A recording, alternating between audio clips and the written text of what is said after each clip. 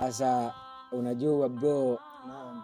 yani yule dada ninayempendaga, ninayemtogozanga, yani ninayemvunjiaga roho, yani alichonifanyia leo pale shuleni ndugu yangu. Kakufanya nini? Sema amenidhalilisha, akanikataa. Sasa yani sijui nitakuaje. Hadharani mbele ya watu darasani anko. Ameniaibisha bro.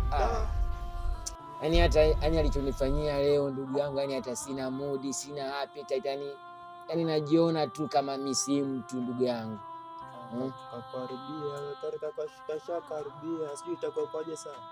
Sasa hapo ndugu yangu nilikuwa naona ukanisindikize twende kwa mganga basi akanisaidie. Nipende tu. Mambo ya mganga kupana. Wewe jiamshe, wewe mwanaume. Sasa ndugu yangu ni huyo tu.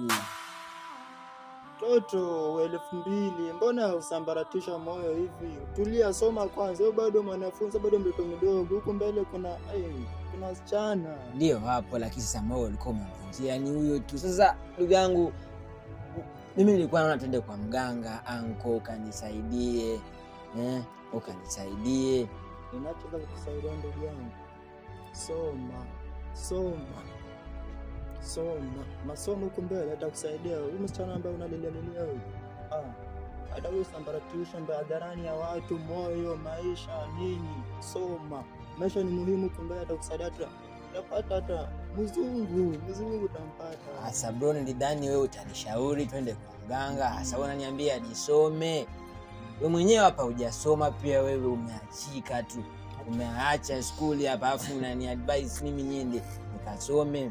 Mimi mwenyewe nataka mapenzi hivi. Sasa unaniambia nisome. Sasa nisome wapi na wapi anko? Sasa fanya hivi. Kama bado tunapiga story kuhusu mganga, wewe endelea na msichana wako. Anko vipi anko? Endelea na msichana. Mimi sasa nikakwambia wewe ndio usome, unaniambia mganga vitu gani? Asa anko nisaidie kwenye hili jamani, my anko. Tumetoka naye mbali huyo dadangu.